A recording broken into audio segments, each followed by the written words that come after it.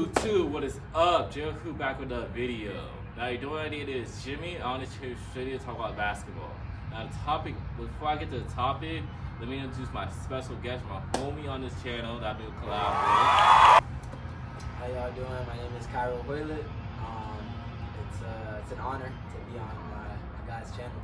Nice to meet y'all. Let's get into it today.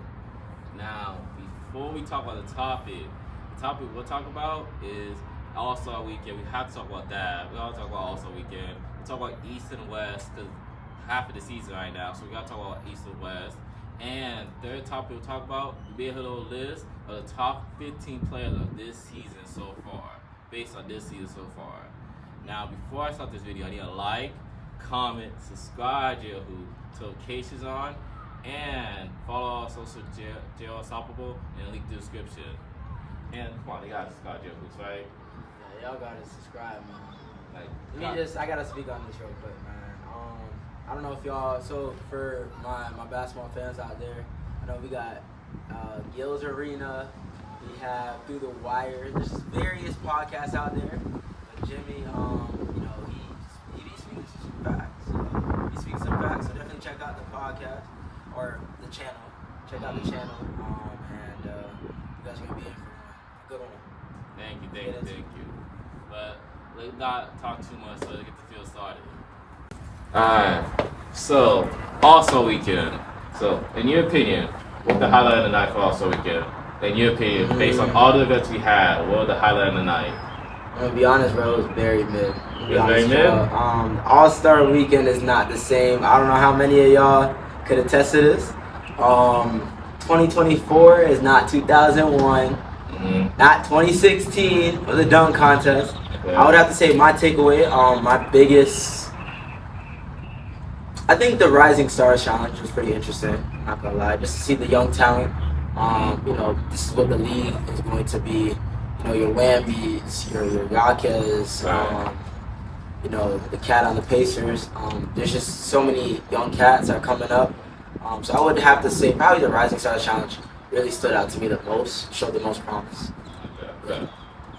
Well, I think the highlight of the night for me was the new event they brought, that Steph versus Sabrina. Yeah, that was nice. I mean, we got the 3-point contest was too, with all the players were tied at 24. That was nice, but I gotta go with Steph and Sabrina, the best shooter versus one of the greatest shooters in the WNBA. So that was like awesome. And him defending his title, I gotta put that at the highlight of the night. So I think to me that was the highlight of the night. Other than that, everything else was like, I agree with you, it was mid. Yeah. And everything else was like, it was okay, but it was like, oh my gosh, you know what I mean? I feel like Sabrina, because I know my brother and I, we spoke on this. I didn't realize Sabrina was that good of a shooter. So I think that was pretty interesting to watch out of the 3-point shootout. All them tied at 24, that was pretty dope as well. Right.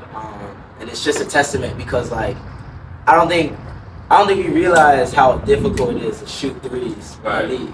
I know we can go to LA Fitness. I can go like 40 steps away right now and go hoop, but like shooting threes to that extent, money balls, things of that nature, like it's not an easy task. So that was pretty dope. It's pretty dope to see Sabrina just put it on for the ladies too, because ladies can hoop, y'all. Like women can hoop.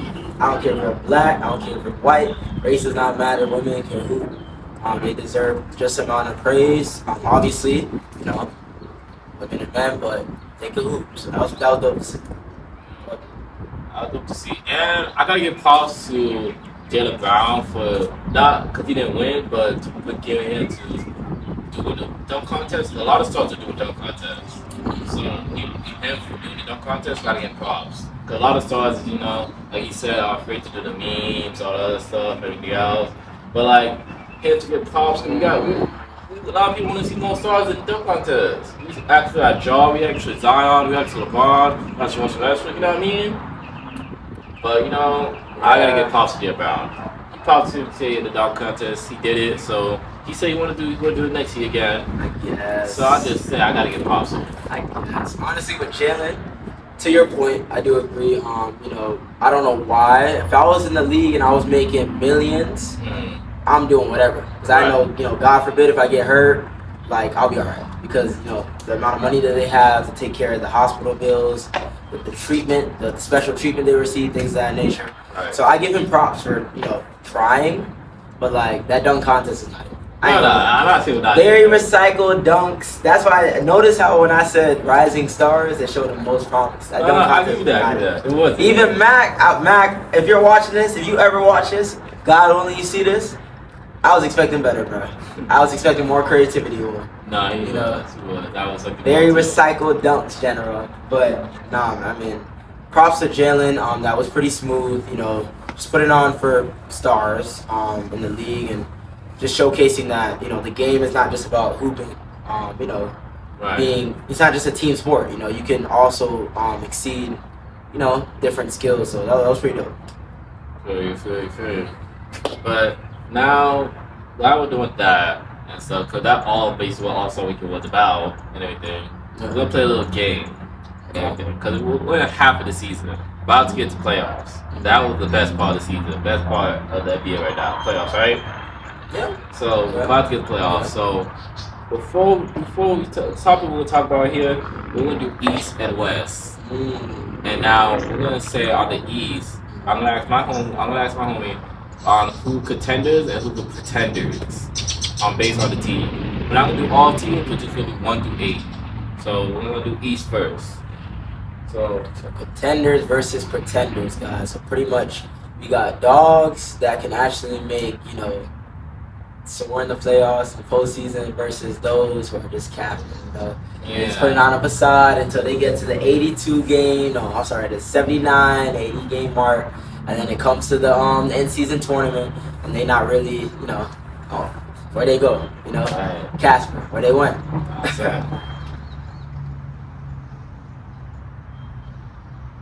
So when we do 8 through 1, we're gonna start from there. You ready? Mm-hmm. Alright, so A seed. Alright, so we're gonna talk about this one. Heat. Oh yeah, we are here. So I'm not gonna lie to y'all. I'm gonna be biased for a second. I'm a huge Heat fan. Jimmy knows that. I've been a Heat fan since I was 6 years old. So you gotta test me right now. Anton Walker, white chocolate, prime, not even prime D-Wade yet. Almost washed up Shaq. Who else we had? Gary. We had the glove. So if you just wanted to test me, I'm a Heat fan. I've been a Heat fan. Been in love with the Heat ever since I heard Alicia Keys' voice. No one. But let me get back on topic. AC, the Heat. I'm gonna be honest. The Heat, I really don't expect a lot from my team during the regular season. To be very honest. Jimmy knows this just because I know that we exceed, similar to the Warriors, when we get to the West, we exceed in the playoffs. I know that's kind of like our cup of tea. That's our forte. So I think we're contenders because honestly, Jimmy knows this as well. And everyone that knows that I talk about the Heat, they know this. I feel like my team has improved from last season. I understand that we lost Truce. I understand that we lost Vincent. I understand that we lost a few cats that were beneficial for our squad last season. But with us acquiring Terry, Scary Terry, a better Tyler Hero, right? More polished Tyler Hero, more polished Bam. Seems like Butler's locked in now. I feel like our team, as long as everyone's on the same accord, and we have that grit instilled in our franchise, we're always going to be contenders. So I say we're contenders. I agree with that. I mean, to me, I say contenders to the Heat because Heat are one of those teams you can't count out. And one of those teams you don't want to verse in any round of the playoffs, no matter what round, first round, second round, college finals, or finals, general want to verse. So I gotta say contenders. And so to me, I say the Heat did make good moves. And I think the contenders and everything, I think they could, if there were any other team that could come out the East, they could be one of those teams to come out the East. So I gotta pick the Heat. And Jimmy can turn on any time in the playoffs. We all know that. Yeah. So I gotta pick Heat as a contender. Move on to the next team, right? Next team. Magic. Pretenders. We're not there yet, man. It's crazy because Jimmy and I were talking about this some months ago. And honestly, like the Magic are just, I was expecting more. I'm gonna be honest. They're just not there yet, which is fine. They have a young core with Paulo leading the team. So they have a young squad, and I know they have that cat. What's his name? What's his name, bro? He has highlights in his hair. He has highlights in there. He's a rookie. Oh, Anthony. Yeah, Anthony Black. Anthony Black. Yeah, they have Black. So they have a young squad. And then can't sleep on Jonathan Isaacs, man. I love Jonathan Isaacs. I ain't gonna lie. Great man. But they're pretenders right now. I just don't think they have the experience and a lot of. I think if they get a veteran in that franchise, maybe a few veterans that have been either have a championship or have been pretty close, I think that'll make the ultimate difference. But they need a few more years. I get that. I think they're not there yet, but I feel like they gotta get props for the making playoffs, the making progress right now. Paulo, he going into that superstar mode. He's not a superstar yet, but he going there. You know what I mean? Not saying superstar yet. Not saying superstar. Nah, that's far fetched. But I'll say not saying superstar, but I say he's going into there. You know what I mean? Like he all-star right now. He just came out all-star, but you know what I mean? Like he come superstar a couple years from now. I need to see more. That's what I'm saying. I need to see more. That's what I'm saying. So I can see the Magic. They're all pretenders right now, but years coming now, maybe later on, if they make some better moves, make everything else, they could be contenders. But right now, they are set where they are right now. So not no rush. So I'll say pretenders. I'll agree on that too. Pretenders. Now next team, talk about Pacers. I would say. Here's the thing with the Pacers for me, right? Last season, prior to Tyrese being sidelined to get an ankle injury, if I'm not mistaken, they were top 4. As far as I'm concerned, I'm pretty sure they were top 4. Yeah. So, when I think about contenders, my definition of contending is literally like how I feel about dating. I'm just going off the real quick. I feel like you should date for the ultimate goal of marriage, right? So whoever your partner is that you're dating, intentions of marriage. Same thing with basketball and this concept. I feel like contending, you should be contending with the intentions of you making a push for the finals. Me personally, I don't think they are making a push for the finals, right? Based off of my definition of contending. To be honest, I'm not too sure on what they're missing because they have Tyrese. Like I said, they have that sophomore. That one. Benedict. They have Benedict from Canada. They have Miles. They have Miles Turner. So they do have the pieces, but I don't know. To me, I think they're just missing something. I think they're missing something that would put them, for me, in that contending role. But they're a great team. You know, don't discredit. They're a great team. They put points on the board. I think they're leading the league in points scored. They're like top 3 or something like that. So great team. To me, they're just missing a piece to be contenders. Right. So you said contenders. I guess, yeah. I guess. Okay. Yeah. I'll say the same thing, pretenders. But no discredit to what those gotta be what you no discredit to the Pacers. They're a good team. Great team. Good team. Sneaky team. Good sneaky team. One of those teams that I could see this team upsetting a lot of teams. Yeah. I could see it. I'll say that can make a deep run, but it just don't sleep on them. Like they're not gonna be easy. But like they're having a good season, they have a good core. But I just feel like they have to get that experience and that foundation first. I think so. Cause I feel like they remind me of the Kings last year. The Kings didn't have that experience yet. They were just like they had a good season, had a great season, but then now, you know what I mean? So I feel like for the Pacers, they gotta do the same thing. But Tyrese, we don't see him. We haven't seen him in the playoffs yet. So that's another thing too. Like so I don't want to go too off topic, but I don't think Tyrese Halliburton is a superstar. I'm gonna say that again. Tyrese Halliburton is not a superstar. Right. And the reason I say that is because my definition, I would even say KD, Curry, like these are players that in those moments you can always count on them to be that guy. Right. So in order for you to be in that department, for me, that zone of superstardom, you have to be able to prove it to me in the sense of, okay, I'm not just gonna make playoffs, but if I am contending conference finals or even finals for that matter, I'm always going to show up and I'm going to be playing even better than I was prior in the regular season. So because of that, that's another reason why I feel like they're not contenders, because to Jimmy's point, we never really seen Halliburton. Like I said, last season he got hurt. So we never really seen him in those type of moments. Right. So if I haven't seen him in that moment, would it make sense to make him, would it make sense for them to be a contender? It's kind of hard. But great team.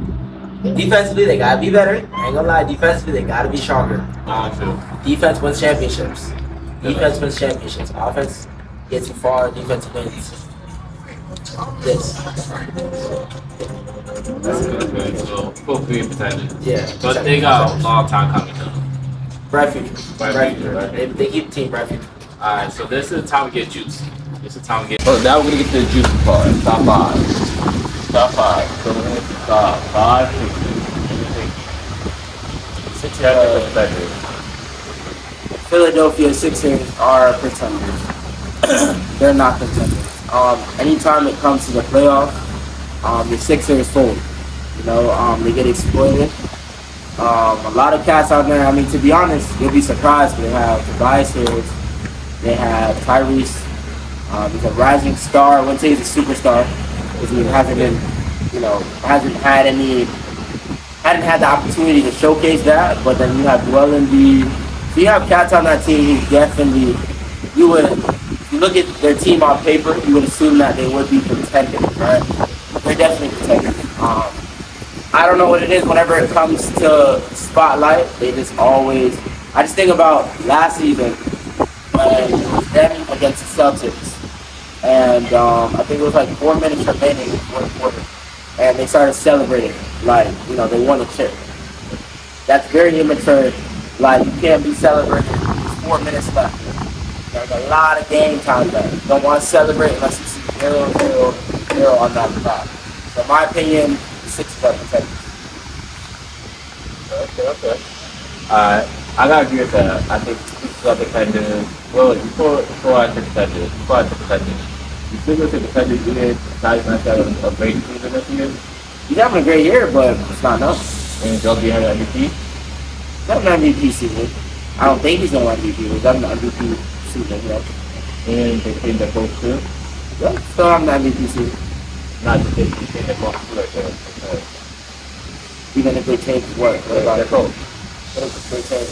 No, I think they hired the coach. Yeah. They still not. Nothing's that thing.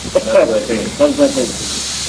So that's my question. Since I'm contenders, I say I agree with that because one thing is, a lot of people say, oh, hey, Jimmy, the coach, they hired the coach, and they could see the coach, even if the coach or not, but the coach has a problem all the time. But I think that what we see now is they have great seasons and great runs, and they had fine veterans at the time. About to win now. Fine veterans at the time. They had Jordan Reed who was great. They had Jay Carter before, Jay Carter still say good player, but so they had good moments. They had great moments, but they never achieved those moments like that. And they had the conference for 2001. That's been long.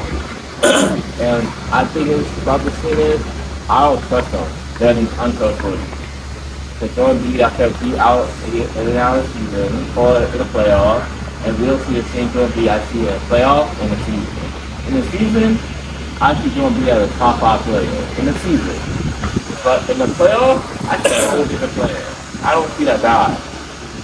So it's like different to me. How can I trust this team to make a run to the playoffs or make it to the finals? And so I think what we see with the Sixers, to your point, 0-1, so we're talking Iverson, a lack of leadership. That team has a lack of leadership. You can have great players, you can have superstar or a superstar on your team, but if you don't have leadership, you're not going to maximize your true potential. You're never going to get to that point. Never going to get over that barrier. You're always just going to be a regular season team. A great regular season team. But obviously, in any sport, you never just want to be a great regular season team. You know what I'm saying? Like, for you to actually make noise, you want to be superior in the playoffs. And then obviously, the goal for every team, every player should be to get an NBA chip, in terms of basketball. So I would say, like, the lack of leadership is what's, besides the coaching and they're not really lack of stability there as well. I would say the lack of leadership is what's really preventing them from making that jump. I agree with that. I was just saying that. I agree with that. I agree with that. I can really like to see a lot. But I'm saying this too. I don't really trust the team to good run. We've seen it over and over. They're up to 2 last year against the Lakers. Against my team. They're up to 2 against that. And they hold it. Like, you're up to 2. Had a chance to make some money. So, I mean, like, yeah, you gotta forget. They had other big players like Jimmy Butler. Definitely got that. They had Jimmy Butler too. They had a big floor. So, like, so, I like the contenders. I really don't know when we're gonna see the Sixers make the conference finals again or the finals ever. But yeah, they're contenders. Contenders. More on to next year. Next team is the Knicks. And before you answer, think about the recent movement there. Everything. Talk about Kurt Ross right now. A lot of people talk about the Knicks right now. I feel like with the New York Knicks, they're the only reason I'm going to say pretenders is just because of that team revolves a lot around them. You know, we're seeing that. You know, no Brunson, no Randall, no OG. Take those 3 out, it's a regular season team. You know what I'm saying? And that's why I would say they're pretenders. Because like for any team to rely that much on their core and still not really make a means to a push, like you're not. I mean, maybe if they had one of them, I still don't think one of them would be enough. So I'm gonna say pretenders just because they're so reliant on their core. They have the pieces for sure. They have the pieces. To be honest, they might not just be there yet. You know, I feel like a lack of experience as well. The Knicks have not been to the conference finals in some years. So you gotta throw that on. You see what I'm saying? Like you don't have the experience no matter how much talent you have. You're not getting anywhere. We've seen that time and time again. So I would say besides that, they're just very reliant on their core. So I'm gonna say pretenders. I'm gonna say pretenders, but on paper it's pretenders. But I'm gonna say pretenders right now because one thing is I've seen it that they're not there with their team, so I don't see the chemistry yet. Julius Randle out. We don't know when he's gonna come out. We guys hopefully he come back soon. But my thing is, if their chemistry can evolve around them quicker, maybe they could be for the playoffs. But I don't see right now. And another thing is too, I feel like Jalen Brunson is the best player, but Julius Randle hasn't performed great in the playoffs, and he's supposed to be that guy. And since my last video, I said Julius Randle not that guy, and I think we have to see him do a big run in the playoffs, them to go far in the playoffs. Yeah, that's a good point. You know, Brunson's definitely the first piece on the Knicks, not Julius Randle. I feel like ever since they acquired Brunson, he's kind of taken that role. But to your point, he has to beat him. Randle still has to beat him. He can't be absent. Randle's absent, we're definitely not making it. OG could have amazing postseason tenure when he gets back. But if Randle is absent, they are definitely not making up. But no, I say pretenders. Yeah, I said the same thing. And yeah, I agree with you. They have a good core on them. They have OG, they have John Hart. They are great pieces. They have a good coach. But they rely on your 2 best players at the end of the day. Rely on your 2 best players. It's never going to work. It's never going to work. I think rely on that. It doesn't matter what it is, rely on your 2 best players at the end of the day. So Jalen Brunson's top 10 point guard. I trust Jalen Brunson, but I cannot trust the other guy. So if I can't trust the other guy, I don't know. So I gotta pick contenders for that. But let's get to top 3. Ready? Top 3. So third, we're going to the Cavs. Cavs, how you doing? They're not there yet. Not there. Contenders. They're not there yet. I didn't realize how injury prone the Cavs were. Mitchell's injury prone. Kevin has his moments. I don't know. I don't think they're there yet. Maybe in a few seasons. Maybe next year. But to be honest, at the moment, currently, I don't think they're there yet. I think they're just too injury prone for me. They definitely have what it takes to be a contender. I mean, they have Truce, the addition of Truce that they got from us. They have another specialist. They have Garland, Mitchell. They have Levert. They have. I still feel like Mobley has to add a shot to his game, like a more reliable shot, more reliable midi. I just feel like the way the game is transitioning, that would just benefit not just himself but also the team as a whole. But I don't think they're yet. I think maybe a season or two more, and they'll be a little bit more polished. Then they'll be contenders. But at the moment, I'll say contenders. They definitely have the pieces. They're building. You know, I feel like the foundation that they're building, they're working their way up to that. But at the moment, I'm gonna say contenders. Okay. I'm gonna disagree with that. I'm gonna say contenders. So, I'm gonna say contenders because right now I'm seeing a different Cavs from last year. okay. And I'm seeing more what's the word, resilience from the Cavs this year. I'm seeing that. Over what you said, the injuries before, like even with the injuries, they've been great this year with the injuries. They've been 14 for a while with the injuries. They're top 2 seed in the East and stuff. They're one of the best teams in defense, one of the best teams on offense. And Dalvin has an MVP right now. Not saying he's one MVP, but I'll just say he's having a great year right now. Having 20 points a game. But one thing is, I think we see from the Cavs was the resiliency was one of the problems. Because they're calling them in the playoffs. And Mobley never in the playoffs. They're out in the playoffs, but like, Don Mitchell was the only guy who really was there. Yeah, none of them had playoff experience. Yeah, so I think it was the jitters thing that got to them. It was top 4 seed, but like I think it was like, okay, man, that was here. Now we're like, oh shoot, this is really it? Yeah. So I think there was like in that moment nervous that the jitters got to them. But this year I've seen something different. I've seen that they can show us, hey, we're ready to be competing run. We're ready for second round, ready for third final, ready for maybe the finals. Not saying finals, but they're showing you right now. And I think the Cavs can actually do it. One of the big upside is size, you all say. And I think I'm saying they have one bigger size with Jared Allen and Evan Mobley. Now, only thing is, the X factor is Evan Mobley, and he can be that guy as a third guy and show up in the playoffs. This team can be very dangerous. That's what I'm saying. Like, I feel like they're not there yet because some of the guys on there still have to add to their bag. Right. Mobley is not. He's one-dimensional. You know, he's a great defensive player. He's a great low post player. But aside from that, what else is in his arsenal that would benefit them in the long run? You know, I'm not concerned about your Mitchells, your Garlands. They're gonna do what they need to do. Right. Same thing with Shoes. I do feel like Shoes has been there. He knows what that feels like. He's been the furthest out of everyone on the team. You know, and that was Shoes from last year. You know, he's more improved this season. Right. So they have pieces on there that I feel like if you put them in that mode, they'll be able to come up. But I think another season, then they'll be contenders. Right. I forgot about that. Shoes is good this year. I gotta say that too. He's great this year. I would say contenders for now. Maybe another season or two. Okay.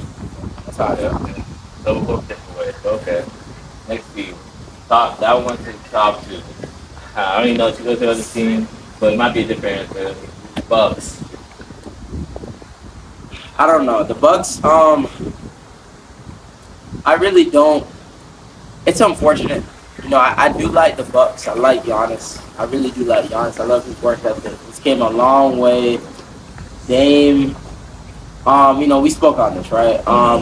Damian Lillard would benefit a lot of different squads in the league. You know, he's a great player. He's one of the clutchest players, if not the clutchest player in the league. So obviously, you have a clutch player, somebody that type of confidence in those moments, always going to work well in your favor. But I just don't think they have enough. I really don't. I feel like they're very reliant. Kind of what I was saying with the Sixers, I feel like they're very reliant on Giannis, right? And I think Giannis, even at the moment, I think he's dealing with like Achilles. Like his Achilles has been nagging, like a nagging Achilles, like a discomfort. I wouldn't say an injury, but it's a discomfort that's just been nagging him. So I would say they're too reliant on Giannis, and because of that, you know, God forbid that if they keep like Right now, he should be on limited minutes. Yeah. You know, the playoffs are within the next month or so. I don't think it's wise to keep playing him 30-plus minutes right now if he's having a nagging Achilles injury. Mm-hmm. You know, and I feel like any means of success for that team, Giannis has to be. If he's absent, similar to last season when they played us, that's not working. They're not making any noise without him. Yeah. Let's just keep it real. So, because of that, I'm about to say percentage. I'm about to say percentage because, like, what's it?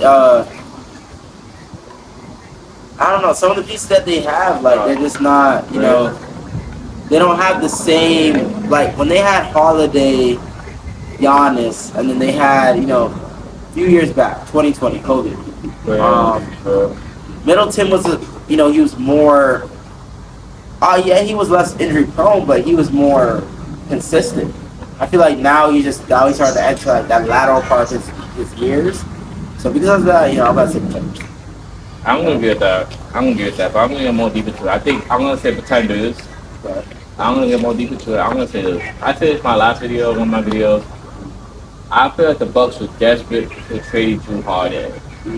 yeah. I said we talk about this. David was a better player than Jrue Holiday, but Jrue Holiday was a better fit. And so we see it now. We see it now. We see it now because Jrue Holiday doing the Celtics, and we see what Dave doing Bucks. We see it now. Yeah, I love Dave. Dave is a top 30 player anywhere you want to put it. Dave is that guy. Giannis is a top 10 player. But I think these two guys, we see it. Yeah, they look good on paper, but these two guys cannot coexist together. That's one thing. They cannot coexist together. I think Dame not the same player he was in Portland. I think he carried a team in the playoffs by himself. I'm going to say right now. Yeah, he's a great player. He averaged 25. But if Giannis get injured, I don't know see it going far. I'm saying they rely on no two. Chris Middleton in and out of lineup. You kind of see him play games yet now. He's playing also break. So that's good though. Luke Lopez is old, so he daggers injuries. He's not the same player he used to be. That hurt though. And then, man, they hired Doc Rivers out of all coaches. Yes, Adrian Griffin is not doing his job. Adrian Griffin is doing an okay job. Out of all coaches, you hired Doc Rivers. That wasn't wise. Just to touch back on that point with Dame, right? Acquiring Dame. You know, not every player you get, like Damian, like I said, he would benefit a lot of different teams in this league. But to your point, just because you picked up Dame does not mean he's an automatic fit, right? He's compatible, right?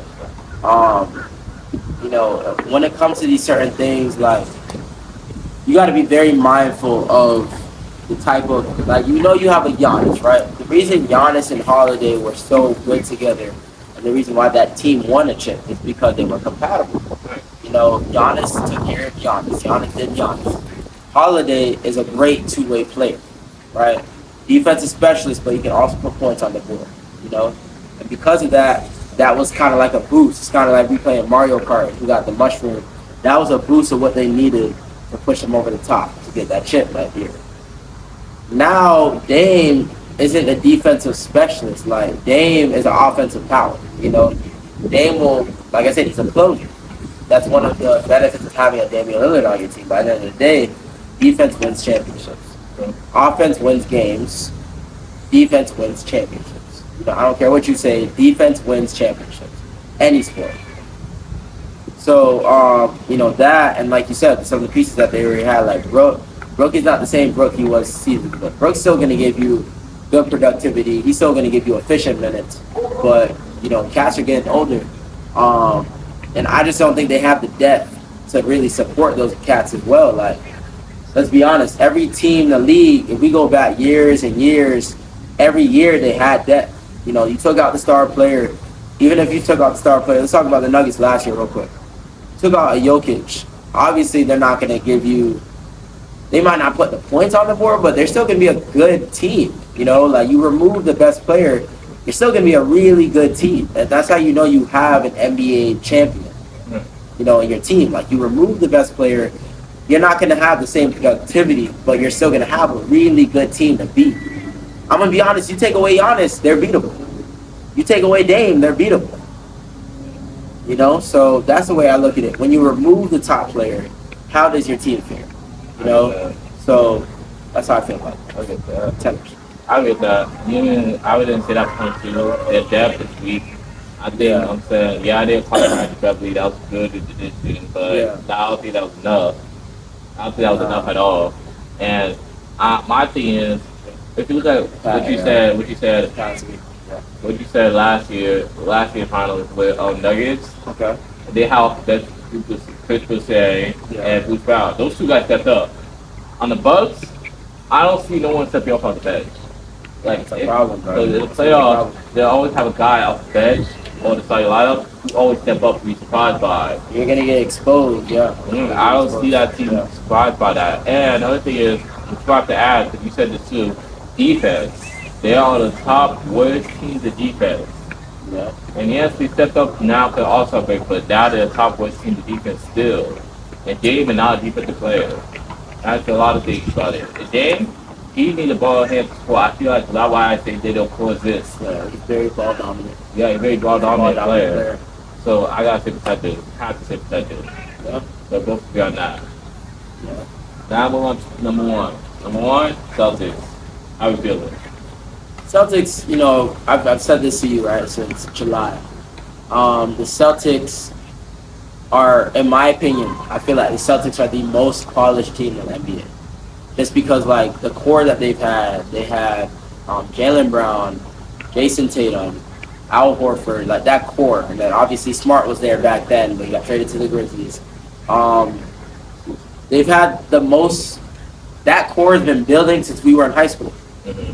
You know, and even from then, you know, I remember when I was watching a video with about Podcast P, ironically, and you know, he was talking about how when Hayward was there, now Hayward, when he was looking at these cats coming out of college, he's like, bro, they're bright, you know, they're eager to learn. Obviously, they're not there yet, but they're gonna be good. They're gonna be special in this league one day. So I feel like the Celtics are the most polished in the league. They're definitely contenders. My only thing with your team, right? Mm-hmm. I'm gonna be honest, bro. I don't think they have, like, when it comes to winning. I'm gonna put it this way: any sport, when it comes to winning, you have the physical state of it and you have the mental state of it, the psychological state of it. I don't know if the Celtics have the psychological state of it. I'm gonna be honest. Any moment that they've been faced with, all right, do they got that psychological? Like, you could go out there and you can be well equipped. Tatum is an MVP candidate. Jaylen Brown, I don't think he's a superstar. He's a great player, for sure. Definitely an all-star player. He's not a superstar. But I don't know if they have the psychological state. And because of that, that's what's preventing them from going over the top and getting that chip. I'm going to be honest with them. You can have it. You don't have that mental state, you're not getting anywhere. You're always going to be stopped. Always going to be stopped. It's trying to be like we went down there and we're playing against cats that are like in their 40s and 50s, you know, old heads, right? And certain old heads might get on us. Like, they might actually be putting in some work because psychologically, physically, they can't keep up with us, right? We're in better shape, but psychologically, they know what it takes to get them to that dub. They know what it takes them to, all right, you know what? Even though I can't keep up with these cats, I'm still gonna win. And they believe it. If you believe it, you confidently know in yourself, I'm gonna go and get it. Every game, you're gonna win. So I would say that's only that's keeping them from winning is that psychological state. But they have everything else. Porzingis, great addition. You know, what's his name off the bench from Oregon? You know, Pritchard. Yeah, Pritchard, great addition. You know, well, I know they acquired him a few years back in the draft, but he's a great fire off the bench. They have the pieces. White is very underrated, but psychologically, I don't think they got it, and it's been proven. So it's not even like I'm speaking facts right now. So that's how I feel about it. Okay. You know, I'm gonna say contenders. I'm gonna say contenders on the Celtics. They're definitely contenders. That I'm gonna definitely say. They're definitely contenders. And I'm gonna say this. I agree with you. I feel like the past few years, they'll always be contenders. Okay. But I'm gonna be real honest. I feel like I was not really trusting this team. Okay. Past few years. This year is different. This year is way different. But the past few years, I feel like they were there, but I feel like okay, man. There's some moments I like, man, I can't really trust this team. I can't really trust this team. So I was like, man, when they had Smart, it was great. Smart is a great player. But I feel like what they have with Porzingis, he now is a better. Smart is a great player, awesome Celtic player. But I feel like Porzingis is an awesome fit, and he figured out their problems. And he moved all the pressure from Jaylen Brown and Jason Tatum. Yeah. Jason Tatum not averaging 30 points a game. Jason Tatum not averaging 35 points a game. Yeah. But he doing him. He averaging 27 points a game, having 5 assists a game, and having 6 rebounds a game. And Jaylen Brown, yeah, he not having an awesome year, averaging 6.6 last year. But he doing him too, averaging 0.3. Everyone's fulfilling their role. Everyone's fulfilling their role. Yeah. Porzingis, having a guy that's 7 foot and who could do offense and at the same time do defense is a great addition. Porzingis, he did an awesome addition to Celtics this year. And Drew Harden too. Drew Harden, I think they blew off the pressure. Drew Harden can guard any best player on the NEC. Yeah. And he's also on defense. He's one of the best two-way players. So he can guard any best player. So now that blew all the pressure off Jaylen Brown and Jason Tatum to just do the scoring, not to be done. They don't have to do the playmaking. They don't have to do the offense that much. Because if you have all the pressure, hey, all the teams are worried about, hey, we're worried about Jaylen Brown and Jason Tatum. Now we got to worry about the defense. Now we're going to worry too hard. And you got to forget, now Derek White too. Derek White was doing amazing this year. And he is a great defender too. Their backcourt is one of the best defenders. Yes, I see it. They had one of the deep ones, and yes, you guys see it. When the Celtics going to finally make it, and finally make it to the finals. But that a lot of questions for a lot of teams. That thing is. But I think what the Celtics is, one of the things was they were having one of the teams, they have a lot of pressure on them to guard. Now you put all the pressure, I think that's a good thing. And the other thing is too, all hopes. I think you have to still play the used to be, but you came off the bench in the full edition. Because you don't have to do that much. I thought he came in the starting lineup for giving him a lot of pressure. So now he's off the bench, that's a good addition right there. Because he don't have to do that much. Now he can just walk up the score and do what he usually does for their defense. That's what I'm saying, like, you know, they have what it takes. The Celtics have what it takes. The only thing, in my opinion, that's holding them back is the psychological stuff, right? As an athlete, you know, as a former athlete, it's physically you could be there. Physically you could be there. You can have the pieces. Mentally, if you're not there, you're not doing anything. That is what it is. You know, like that's what separates, you know, the greats from, you know, you just being there. You just kind of floating, just being like existing. You know, like great players, great teams have that dog. They have that mentality. Like, bro, I don't care what happens today. I'm gonna go and get it, and I'm gonna make the best out of it, regardless if I'm off or not. We're gonna make this work, and we're gonna get to it. That's the mentality I don't see from the Celtics. I'm gonna be honest. I see it in certain games, but it has to be consistent. Right. You can't expect to one game, all right, you know what, I'm gonna have that dog in me, bro. And then turn around, you know, you lose a cat. Like Tatum, that was embarrassing. I'm gonna be honest. Last season when they lost Tatum, it happened, bro. Happens all the time. You know, you lose great players because of injuries. It happens all the time. Injuries take out players. But if your top guy's out, what are you doing? Like, I know if I was like a Jaylen Brown or like a White, bro, I'm gonna do everything in my power to make up for our star being out. I didn't see that switch. There was no flip. They didn't flip the switch. The switch is so on and off. You gotta flip that switch on. I feel like when you flip that switch on, that's when they can flip that switch. And I'm gonna be honest, even if they have a Porzingis has never been in that spotlight. What's telling that he'll be able to flip that switch? Never been down there. So like, I'm not saying that, you know, we might have a repeat. I wanted to see a new team in there. I mean, that would be interesting. I remember the last time Celtics went in there when they went against the Warriors a few seasons back. So they could definitely get there. But there's one thing to get there and there's one thing to claim it, to win it. And I'm going to be honest. if the Nuggets repeat and they get back there, they're going to be very difficult to beat. In order for whoever comes out of the East for them to defeat that team in the West, you got to be able to flip that switch on. Can't flip that switch on, you're not doing it. That's what I'm standing on. I get that. They have to do that. You got to flip that switch. I don't care what type of cast you got. I don't care what type of season. It's a different game mentally in the playoffs. I get that. So that's how I feel on that. I get that. Both you on there, both contenders. Definitely contenders. I'm not taking that away from them. They're a great team. Like I said, they've been being polished since we were in high school. But if you can't flip that switch, that's what I'm saying on that. I get that. The only thing I gotta say before we go for the West, I just want to say something. One thing about the Celtics is, you stop. I know media does this a lot. I'm not really listening to media, but stop saying that they're overrated after they lose one game, or they have power after they lose one game. Like, You're not watching games. like, come on. That's what I really want to say. A lot of people do that. You're not watching games if you say one team is overrated for one loss. You don't watch the game. That's not